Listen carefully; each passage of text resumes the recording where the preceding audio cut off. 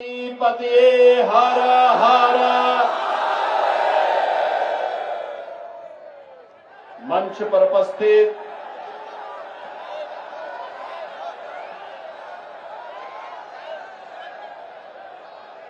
लोकप्रिय सांसद श्रीमान श्रीरंगप्पा वारणे जी, भोसड़ी विधानसभा क्षेत्र से भारतीय जनता पार्टी के महायुति गठबंधन के उम्मीदवार श्री महेश दादा लांगे जी,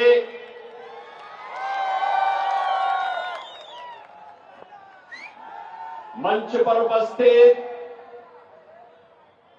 श्री ज्ञानेश्वर लांगे जी, श्री योगेश बहल जी, श्री अमित गोरखे जी, श्रीमती उमा कापड़े जी, श्री जयद्रथ परमार जी,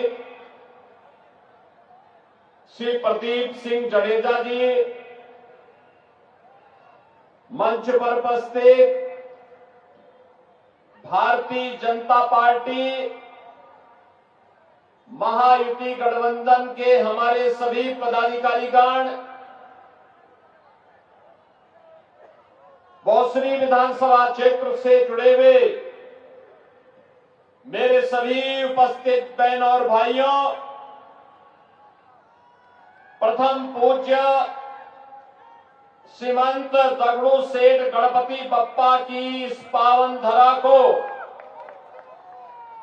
भोलेश्वर महादेव की इस पावन धरा को कोटि कोटि नमन करते हुए आप सभी का इस उत्साह के लिए मैं हृदय से अभिनंदन करता हूं, स्वागत करता हूं। बहनों और भाइयों, महाराष्ट्र के अंदर यहां पर नई सरकार बनाने के लिए चुनाव चल रहे हैं। चुनाव में फिर से दो पक्ष हैं। एक पक्ष प्रधानमंत्री मोदी जी के नेतृत्व में महायुति गठबंधन का महाराष्ट्र के अंदर श्री एकनाथ शिंदे, श्री देवेंद्र फडणवीस, श्री अजीत पवार, श्री रामदास अठावले, ये सभी प्रधानमंत्री मोदी जी के यशस्वी नेतृत्व में महाराष्ट्र के अंदर महायुति का नेतृत्व करते हुए आपके बीच में है। प्रधानमंत्री मोदी जी ने पिछले 10 वर्ष के अंदर एक नए भारत का निर्माण सबका साथ और सबके विकास के भाव के साथ किया। विकास सबका, सुरक्षा सबको, तुष्टीकरण किसी का नहीं। एक तरफ भारत को जोड़ने वाली ताकतें महायुति गठबंधन के साथ, एक भारत श्रेष्ठ भारत के रूप में, और दूसरी ओर महा अगाड़ी के रूप में महा अनाड़ी गठबंधन। ये महाअनाड़ी इसलिए है, न नीति है, न नियत है, और न निर्णय लेने की सामर्थ्य ही। इनका नारा भी है सबका साथ, लेकिन परिवार का विकास। एकजुट होकर के कांग्रेस के उस खानदानी सामंती परिवार का विकास करना जो भारत के हित के बारे में कभी नहीं सोच पाया। याद करिए भारत के विभाजन की त्रासदी। बहनों और भाइयों, कांग्रेस का नेतृत्व 1947 में चाहता सत्ता की लोलुपता नहीं होती भारत का विभाजन कभी नहीं होता, कभी नहीं होता। निर्दोष लाखों हिंदू नहीं काटे गए होते।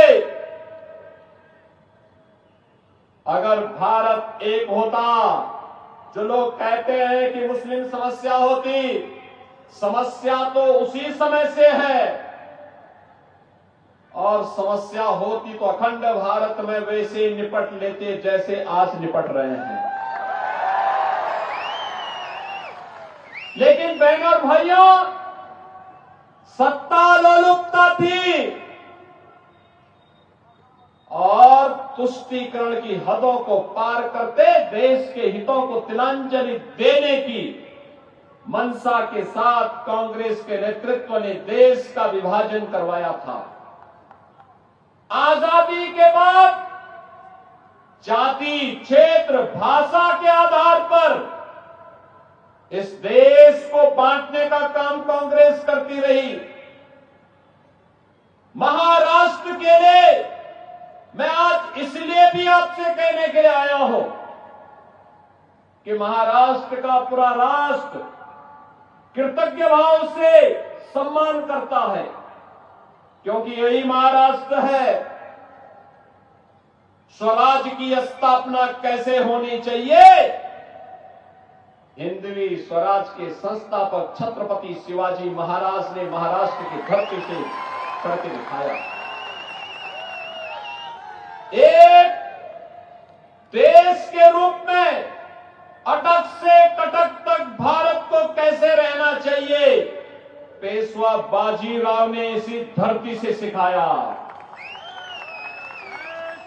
बहनों और भाइयों, स्वराज मेरा जन्मसिद्ध अधिकार है, मैं इसे लेकर के रहूंगा।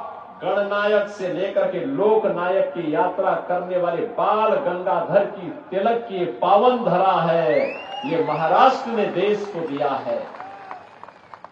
बहनों और भाइयों, सामाजिक समता के माध्यम से राष्ट्रीय एकता को सुदृढ़ता प्रदान करनी है, महात्मा फुले ने यही से संदेश दिया था। महिला शिक्षा भारत के सशक्तिकरण के आधार बनेगी, सावित्रीबाई फुले ने यही से संदेश दिया था। 1857 की क्रांति एक क्रांति नहीं, भारत का प्रथम स्वातंत्र समर है।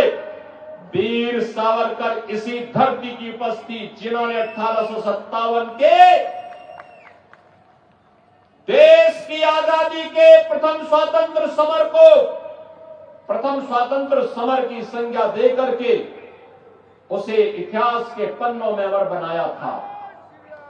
और एक विधान, सब है समान, इस संदेश को देने वाले बाबा साहब भीमराव अंबेडकर इसी पावन धरा से हमें देश को प्राप्त हुए थे।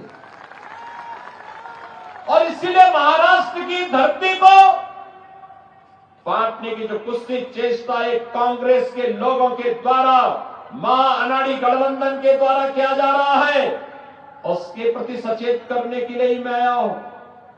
बहनों और भाइयों, आज प्रातः काल में कोल्हापुर में था। विशालगढ़ का दुर्ग अतिक्रमण का शिकार है। मैंने पूछा, मैंने कहा ये अतिक्रमण कैसे? कहा जब भी यहां पे अतिक्रमण हटाने का आह्वान होता है, पत्थरबाजी शुरू हो जाती है। मैं बहुत चक्का छत्रपति शिवाजी महाराज के उस विशालगढ़ में, उस दुर्ग में अतिक्रमण, आश्चर्य होता है। छत्रपति शिवाजी महाराज पूरे देश की श्रद्धा के पात्र हैं। श्रद्धा और सम्मान हर भारतवासी छत्रपति शिवाजी महाराज को देता है। उत्तर प्रदेश में 2017 में जब मैं मुख्यमंत्री बना था, तो मैं आगरा जिले में गया था, निरीक्षण कर रहा था। मुझे वहां के ऑफिसर्स ने बताया कि साहब यहां पे एक म्यूजियम बन रहा है। म्यूजियम का नाम पिछली सरकारों ने मुगल म्यूजियम रखा है। मैंने पूछा भाई ये मुगलों का भारत से क्या संबंध है? ये मुगलों का संबंध क्या है भारत से? मुगलों का भारत से संबंध तो बताओ। उन्होंने कहा साहब औरंगजेब और उनके पूरे खानदान के पूरे उसको चित्रित किया जाएगा। मैंने कहा नहीं, उसके खानदान को नहीं चित्रित किया जाएगा। यहां पे राष्ट्र गौरव के प्रतीक इस म्यूजियम का पहले नामकरण होगा छत्रपति शिवाजी महाराज, और फिर भारत के गौरव को इस म्यूजियम में दर्शाया जाएगा। भारत की महिमा को इस म्यूजियम में दर्शाया जाएगा। छत्रपति शिवाजी महाराज की महिमा को इस म्यूजियम में दर्शाया जाएगा। और बहनों और भाइयों, अब वो छत्रपति शिवाजी महाराज म्यूजियम के रूप में स्थापित हो रहा है। और मैं यही कहने के लिए आया हूं, विशालगढ़ के दुर्ग पर अतिक्रमण ये क्यों हुआ? क्योंकि हम बंटे थे। अयोध्या में क्यों अपमान झेलना पड़ा था? क्योंकि हम बंटे थे। काशी में क्यों अपमान झेलना पड़ा था? क्योंकि हम बंटे थे। मथुरा में क्यों अपमान झेलना पड़ा था? क्योंकि हम बटे थे। 1947 में लाखों हिंदुओं को क्यों कटना पड़ा था? क्योंकि हम बटे थे। और बहनों और भाइयों, मैं यही कहने के लिए आया हूं, गणपति बप्पा की शोभा यात्रा पर कोई पथराव करे, ये बर्दाश्त नहीं हो सकता है, ये स्वीकार्य नहीं हो सकता है। और इसलिए पथराव होता है क्योंकि हम बटे हैं। रामनवमी की शोभा यात्रा पर इसलिए पथराव होता है क्योंकि हम बटे हैं। याद रखना, जो ये प्रहार सनातन पर हो रहा है, ये प्रहार भारत पर प्रहार है। क्योंकि भारत की आधार का प्रतीक है सनातन, और सनातन पर प्रहार महाविनाश को आमंत्रित करता है। और आपको मैं यही आमंत्रित करने के लिए आया हूं, यही कहने के लिए आया हूं कि बटे थे तो कटे थे, अब बटेंगे नहीं तो कटेंगे भी। एक रहेंगे, सेफ रहेंगे। एक रहेंगे तो सेफ रहेंगे। और इस भाव के साथ आज हमें कार्य करना है। अब नया भारत है, आपने नए भारत को देखा होगा। 2014 के पहले मैं देखता था, जब कांग्रेस नेतृत्व की यूपीए की सरकार थी, बहनों और भाइयों, पाकिस्तान भारत के अंदर घुसपैठ करता था, लगातार घुसपैठ करता था, आतंकी वारदात को जन्म देता था, नई नई घटनाएं घटित होती थी, और हम लोग संसद में आवाज उठाते थे। श्रीरंगप्पा वारने भी उस समय हमारे साथ सांसद थे, हम लोग संसद में आवाज उठाते थे, आतंकवाद को रोको। लेकिन आतंकवाद को रोकते नहीं थे। ये लोग कहते थे इन मुद्दों को मत उठाओ, संबंध खराब हो जाएंगे। यानी देश की कीमत पर ये संबंध सुधार रहे थे पाकिस्तान से। बहनों और भाइयों, आज मोदी जी के नेतृत्व में नया भारत अब पाकिस्तान प्रस्त आतंकवादी भारत की सीमा का अतिक्रमण नहीं करता। उसे मालूम है नया भारत है, छेड़ता नहीं है, लेकिन कोई छेड़ता है तो छोड़ता भी नहीं है, घुस करके मारता है। पाकिस्तान इसीलिए हिला हुआ है। और अब तो 10 वर्ष में पाकिस्तान की हालत यह हो गई है, कि कटोरा लेके घूम रहा है, कोई भीख भी नहीं रह दे रहा है दुनिया के अंदर। बहनों और भाइयों, मैं आपसे कहने के लिए आया हूं, भारत की ताकत को बढ़ाइए। देखना, पहले पाक अधिकृत कश्मीर भारत में आएगा, फिर बलूचिस्तान और पाकिस्तान के अन्य भाग भी भारत के हिस्से बनेंगे। लेकिन यह काम महायुति गठबंधन कर पाएगा। यह कार्य कांग्रेस नेतृत्व नहीं कर सकता, क्योंकि ये तो बांटने की राजनीति करते हैं। इन्होंने अयोध्या में अपमान करवाया था, कहते थे राम हुए ही नहीं, कृष्ण हुए ही नहीं। आज आप जाइए अयोध्या, दुनिया की सुंदरतम नगरी में से एक बन रही है। 500 वर्षों के बाद, 500 वर्षों के बाद अयोध्या में फिर से रामलला विराजमान हो गए हैं। बहन और भाइयों, 500 वर्षों के बाद अयोध्या में रामलला का विराजमान होना, आज तो देखो हर भारतवासी को गौरवान्वित करता है। आपने अयोध्या का दीपोत्सव देखा होगा। अभी परसों काशी का देव दीपावली देखा होगा। कितनी भव्यता थी, कितनी दिव्यता थी। और मैं वही कहने के लिए आया हूं कि डबल इंजन की जब भाजपा की सरकार बनी, 500 वर्षों की समस्या का समाधान मात्र 2 वर्ष में करके दिखा दिया। मात्र 2 वर्ष में। ये कांग्रेस समस्या है, भाजपा उसका समाधान है। समाधान की तरफ चाहिए। और आप तो सौभाग्यशाली हैं जो यहां पर अभी महेश दादा लांगे कह रहे थे कि गौ हत्या पूरी तरह बंद होनी चाहिए। ये काम केवल महायुति गठबंधन की सरकार ही कर सकती है। छत्रपति शिवाजी महाराज के गौरव के अनुरूप महाराष्ट्र का निर्माण केवल महायुति गठबंधन ही कर सकती है। ये बांटने वाले लोग नहीं। हमें फिर से एकजुट होकर के एक भारत श्रेष्ठ भारत के प्रधानमंत्री मोदी जी के आह्वान पर एकजुट होकर के कार्य करना है। और इसी आह्वान के साथ आज मैं आपके पास आया हूं। 10 वर्ष में बदलते हुए भारत को आपने देखा होगा। सुरक्षा भी है तो समृद्धि भी है।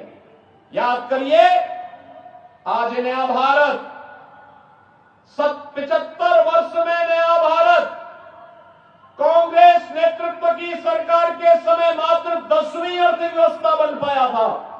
और मोदी जी के नेतृत्व में यह भारत मात्र 10 वर्ष में दुनिया की 5वीं बड़ी अर्थव्यवस्था बन गया है।